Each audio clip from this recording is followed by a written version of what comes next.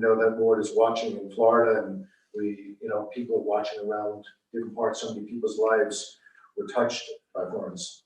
Just a word I always like to say when we're out at the VA cemetery, that the Veterans Administration Cemetery is one of those sacred places that does not make a difference of your religious affiliation, your political party, who your identity is, your creed, your color, anything else, that we are all buried there, those who are buried there and significant others. And when we look at that cemetery, it represents the best of America.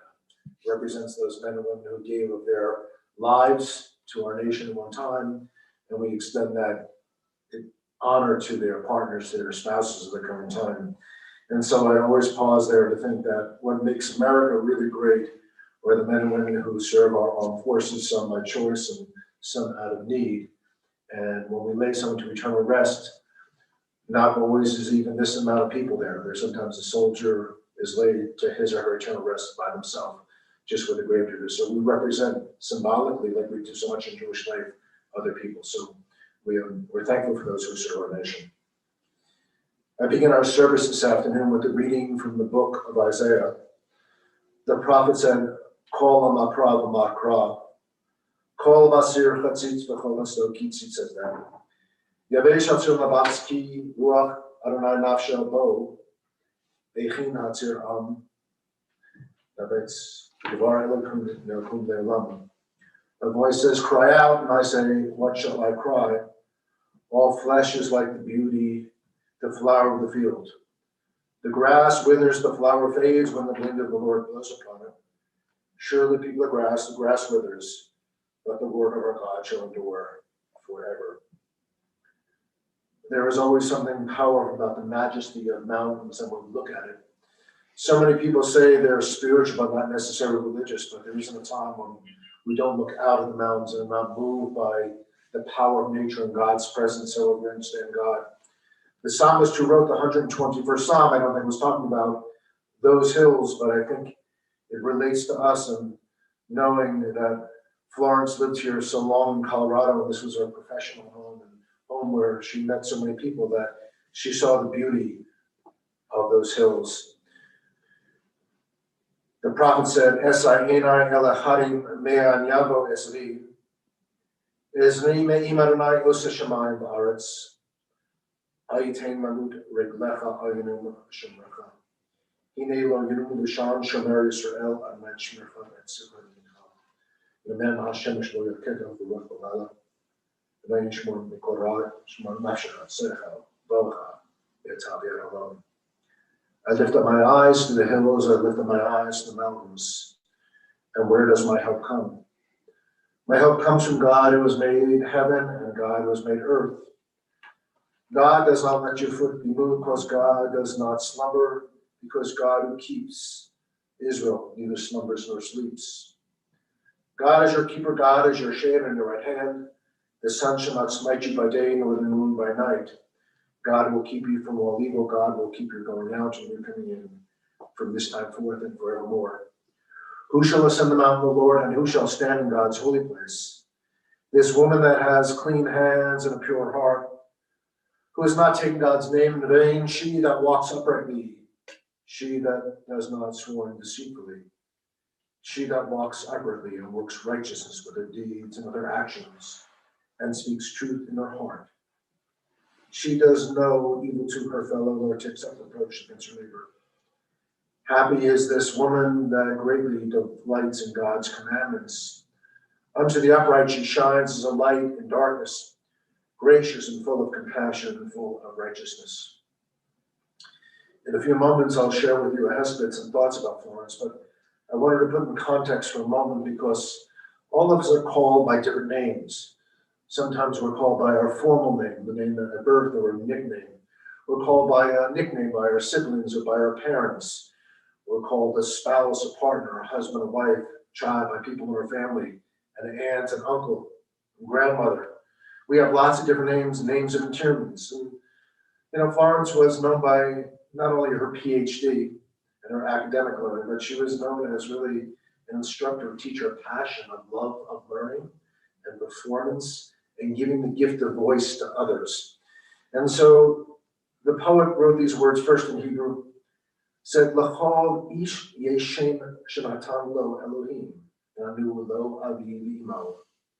Each one of us, every person is given a name. We each have a name given by God and given by our father and given by our mother. We each have a name given by our stature and our smile and given by our attire. We each have a name given by the hills and given by the walls. We each have a name given by the stars and given by our friends. We each have a name given by our sins and given by our yearnings. We each have a name given by our enemies and given by our love. We each have a name given by celebrations and given by our work. We each have a name given by the seasons and given by our blindness. We each have a name given by the sea and now given by our death. And Florence has many names, and Mike, who's a dear friend and family attorney, is going to come forward and share some highlights of her life. And we look forward to learning more about this woman with a great name within our Denver community and in the life of so many others. Thank you, Rabbi.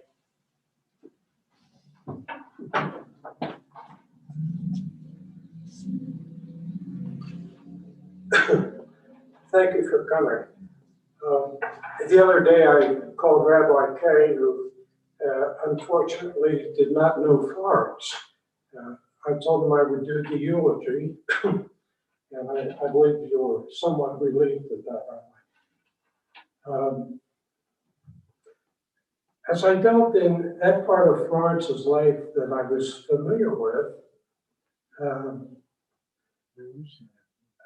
that I was unfamiliar with, I realized that I had no idea what I'd gotten myself into.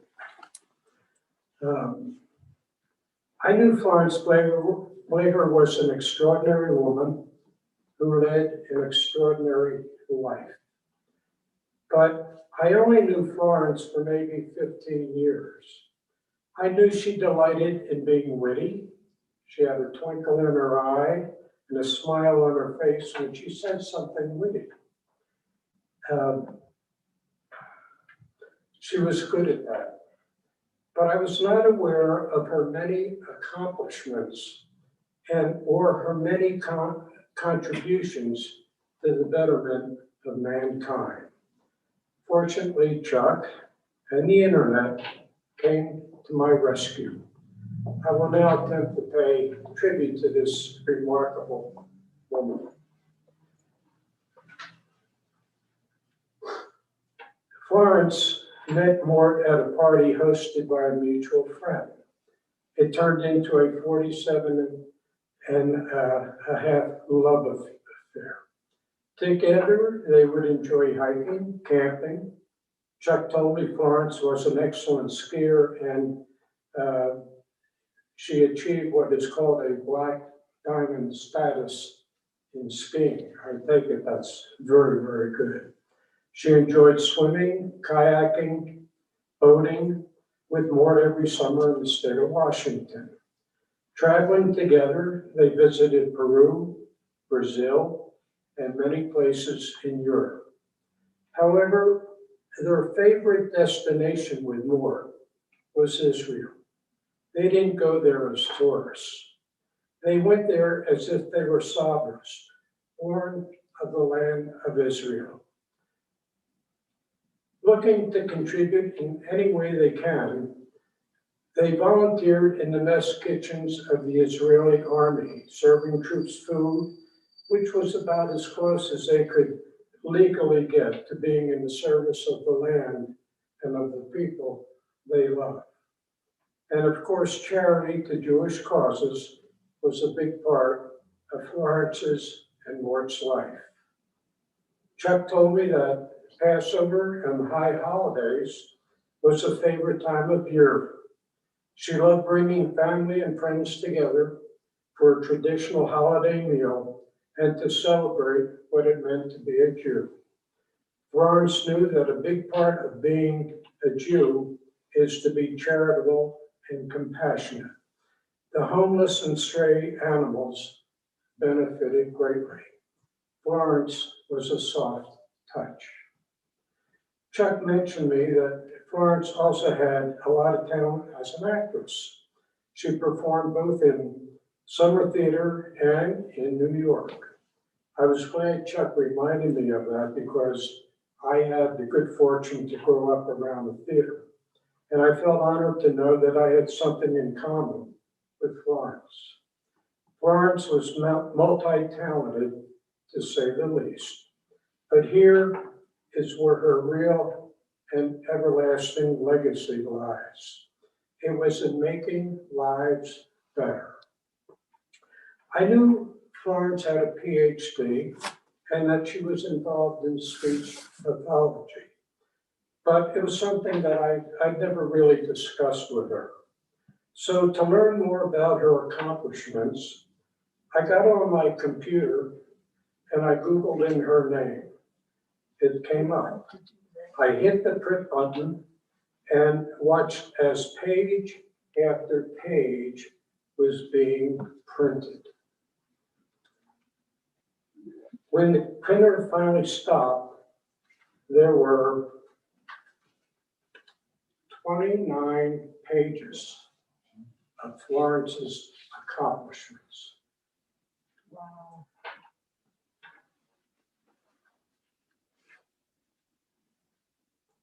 Florence and her contributions were all laid out, all with one person in mind, to help someone overcome the special challenges in their life and to make their life better. So Florence, I need your help.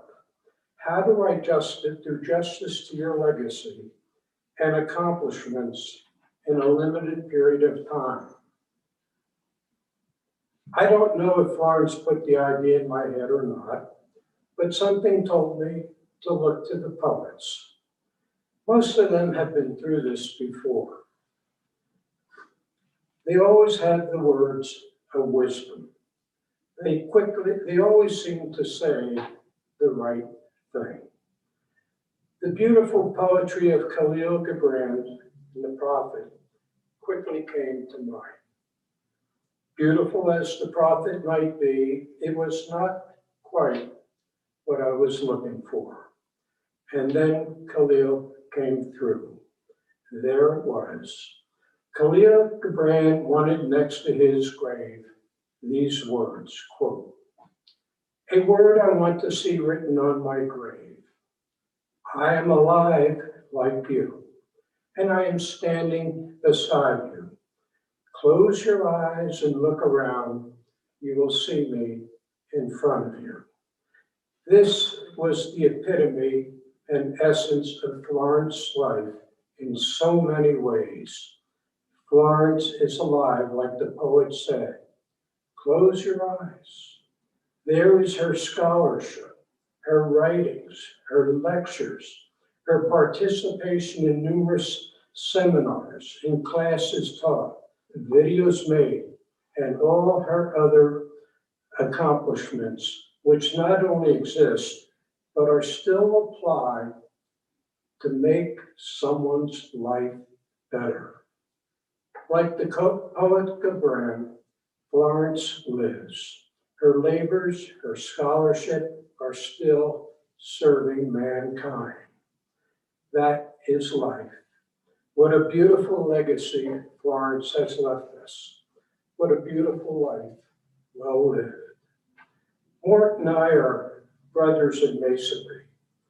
Masonry teaches us to live our lives in such a manner that when our days have come to an end, we will hear from him who sits in judgment on high the welcome words, "Well done, good and faithful servant, enter thou into the joy of the Lord." For Florence, we can all say without hesitation, "Well done, Florence, enter thou into the joy of the Lord." Shalom Aleichem, Florence. Rest in peace. Amen.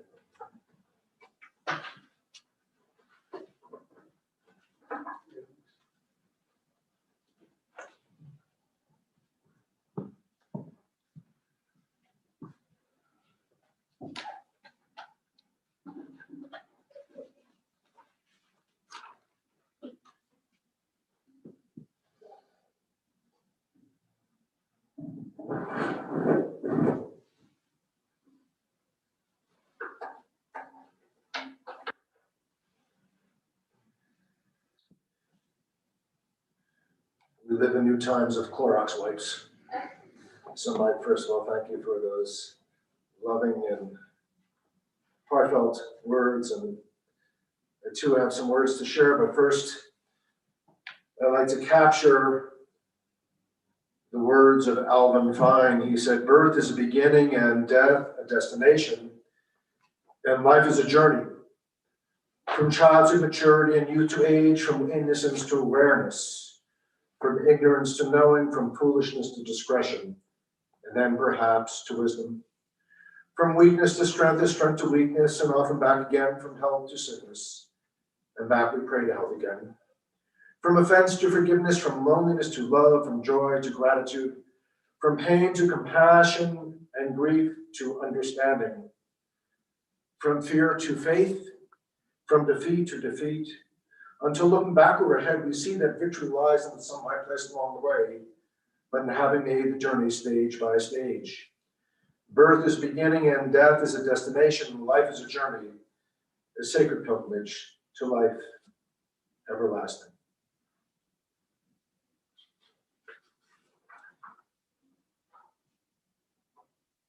On the Jewish calendar, we are now in the Hebrew month of Adar, and we're about to celebrate Purim. We have moved 6 months from Yom Kippur, the holiest day of the year. 6 months between Yom Kippur and Purim. On Yom Kippur, we mention God's name endless times from the powerful Kol Nidre prayer that is chanted with its soulful melody that pierces our inner being and grabbing our attention. God's name is mentioned hundreds of times throughout the day and also chanted during the memorial prayers, and then with our final pleading during the Elah as we plead with God to be sealed into the book of life for another year. God's name is woven throughout our liturgy, and even for those who are not frequent synagogue participants, many still observe that 28 hours of fasting of the sacredness and the holiness of the day. And for a musical artist like Florence, for a theater lover, for one who understands the preparation that goes into making Yom Kippur happen, from that dramatic crescendos and the opening, it increases the power of the notes with others as we prepare. Yom Kippur for a professor of speech pathology, a vocal coach, a clinician, a researcher, and a scholar. This is God's day, God's name for purity, a day of turning back for the best in ourselves. For someone like Florence, it is a performance in one way, and she would appreciate all that goes into making it happen. And this morning, I need not speak about her academic accomplishments, her PhD and MA from the University of Colorado, when it was not common for women to achieve these academic accomplishments in the 60s and 70s. And Mike spoke about some of these accomplishments, but we've come a long way in the role of women in professional life and in academic life. This morning, I think I want to focus a little more on the subtle side of Florence.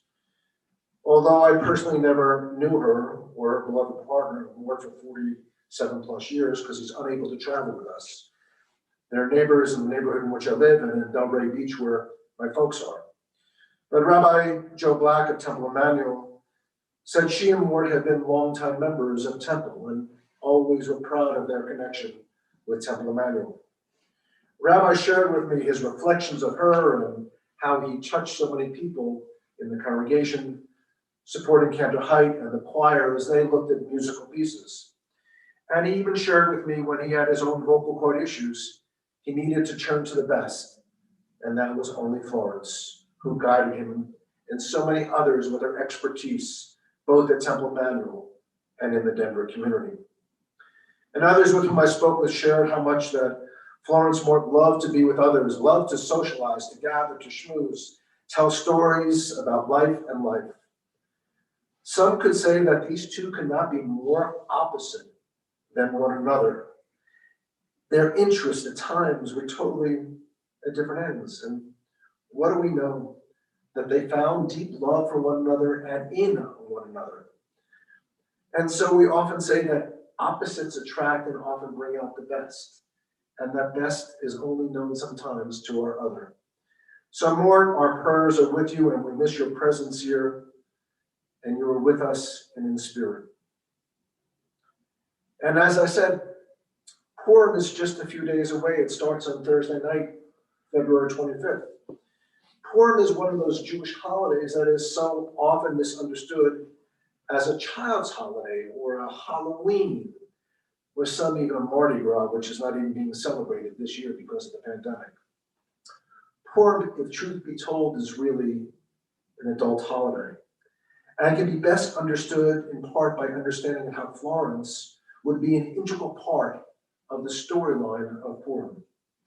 First, the book of Esther is not a traditional book or a scroll like the rest of the Torah. Florence was not like other books or other scrolls. The scroll of Esther, or the Megillah, is one of 5 biblical scrolls that are found in the last part of the Bible called Ketuvim. The Megillah Esther, the book of Esther, is chanted to its own unique trope, its own unique cantillation that you have to be trained in to really embrace the power of that. Not only that, in more observant communities, the entire Megillah, you've heard people say the whole story, the whole Megillah, is actually unfolded from the scroll and folded up as a letter to be in a dispatch. If you'd like to learn more about that, find your favorite rabbi and he will tell you all about what that is all about, but it's about this dispatch. I call attention that it takes great preparation to really observe the holiday of Purim. And that is, I think, symbolic of Florence, who would never just kind of open a book or a score or get ready to see a patient or go into the classroom.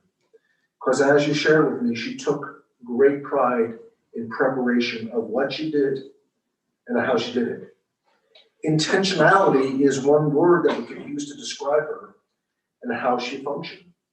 Florence loved detail, she loved to prepare, and it was the preparation or awareness of what she was about to do that allowed her to reach excellence in her chosen careers, both in academic and as a clinician. What makes Purim and Megillat Esther so unique is both the timing of the holiday and what is found in and not in the text. First, as I indicated, that we're 6 months into the new year from Yom Kippur. On Yom Kippur, we have the abundance of God's name. On Purim, God's name is not even mentioned once in the entire Megillah. God's name is only said when we say the blessings. It's strange, or it's kind of unusual that we have such a sacred text. It has to be hidden. It has to be discovered by someone like Florence, someone who's a researcher. And so on Yom Kippur, the tradition is to wear white, to dress as we would for our funeral. Yom Kippur is a preparation for our funeral, our burial garment.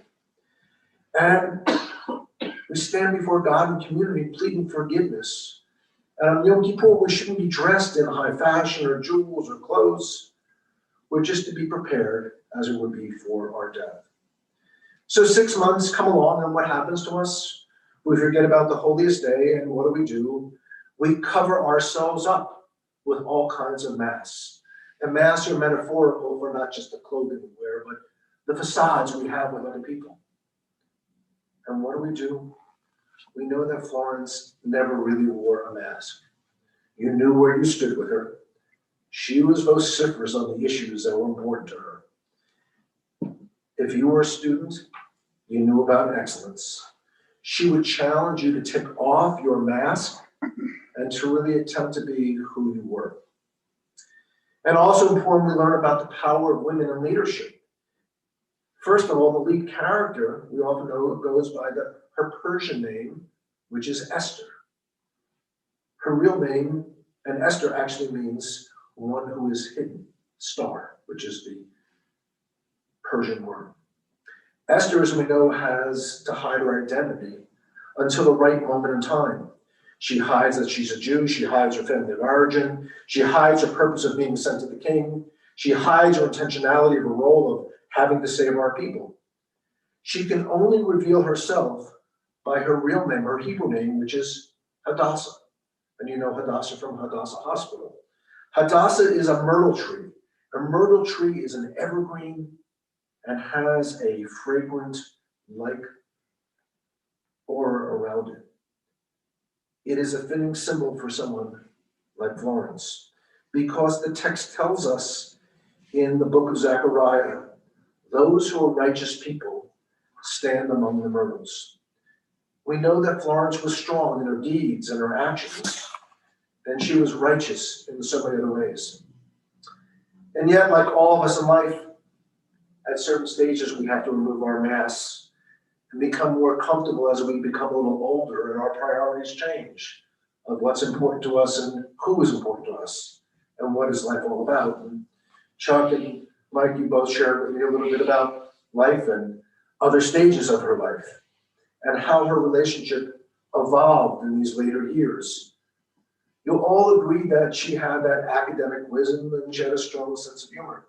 Carol, you said she loved a great story.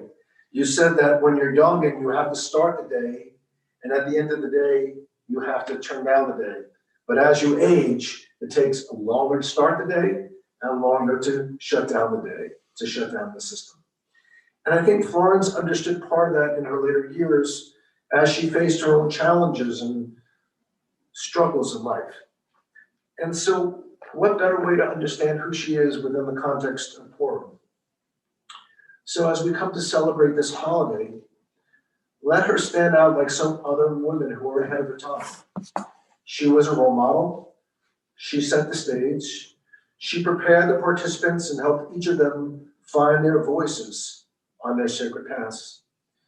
And may those who were family find their own way to make a sense of who she was and the values and the glimmers that she shared with you. May our memories of Florence be sacred as she found her voice with us and through us. Our voices, our presence is stronger because she was involved in our lives. May her memory always be for us a sacred blessing. I ask you to join with me in the words from the 23rd Psalm. The Lord is my shepherd, I shall not want. He maketh me to lie down in green pastures. He leadeth me beside the still waters. He restoreth my soul. He leadeth me in paths of righteousness for his name's sake. Yea, though I walk through the valley of the shadow of death, I will fear no evil.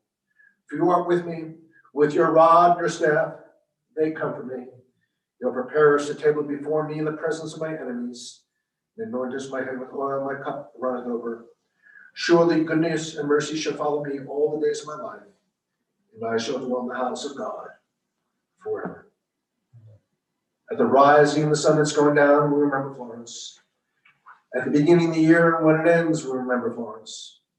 At the blueness of skies at the morn of the summer, we remember her. When we see students reach new levels of excellence, we remember her. When we see clients who become healed and learn to work with their voice, we remember Florence. When we are weary and need strength, we remember her. We're lost and sick at heart, we remember her. We have joy we want to share with others, remember her. We have decisions that are difficult to make, remember her. When we need to be vociferous and stand up for what is right, we remember her. When we have achievements that are based on her deeds and our actions, we remember Florence. As long as we live, she too will live, for she is now part of us as we remember her. In a moment, I'll ask you to rise for the memorial prayers. Her Hebrew name was an interesting one because her father's name was Mordechai. And Mordechai is one of those key people who are involved in the story of Purim. And so the juxtaposition of names and people all come together. And Sipporah, partner with Moses, really an interesting character too. And so even in Florence's death, she provides the opportunity for us as rabbis and teachers to find texts to study and teach. Because that's what we want to remember in someone's life, that there was always more to learn and always more to give. I ask you to rise for the memorial prayer.